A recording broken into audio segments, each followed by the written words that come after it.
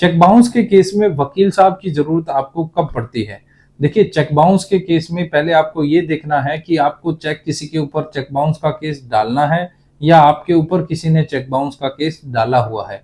अगर आपने किसी के ऊपर चेक बाउंस का केस डालना है तो उसके लिए जैसे ही आपका चेक आप बैंक में लगाएंगे वो बाउंस हो जाता है, आपके पैसे नहीं आते हैं और उसके बाद बैंक के द्वारा आपको रिटर्न मेमो मिल जाती है। रिटर्न मेमो का मतलब यहाँ यह है कि वो एक ऐसा रीजन जिसकी वजह से जो चेक है बाउंस हुआ है, किस कारण से उसके खाते में पैसे नहीं थे या अन्य कोई रीजन हो सकता है या सिग्नेचर नहीं मिले या कोई भी ऐसा कारण हो सकता है जिसकी वजह से आपके पैसे नहीं आए और चेक जो है बाउंस हो गया।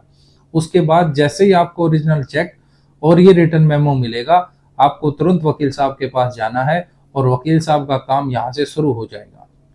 इसके अलावा दूसरी तरफ के लिए मैं अगर बात करूं, अगर आपके ऊपर किसी ने चेक बाउंस का केस डाल दिया है तो जैसे ही आपके पास नोटिस आता है तो आपके पास नोटिस आने के बाद आप जो हैं इस केस में वकील साहब के पास जाएं।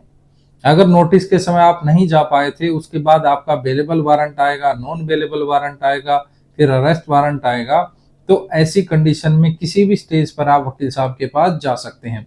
चेक बाउंस के केस में आप ये ना करें कि सिविल केस की तरह मानकर इसको आप डायरेक्ट कोर्ट में चले जाएं, क्योंकि इस केस में क्या होता है, ज्यादातर आप जैसे ही जाते हैं, जाते ही आपको उस केस में बेल करानी पड़ती है। बेल करवाने के लिए आपको वकील साहब की जरूरत होती है, तो आप पहले अपने वकील साहब से बातचीत करें और फिर जाएं। नोटिस के समय ही जाएंगे तो आपके लिए बेहतर रहेगा।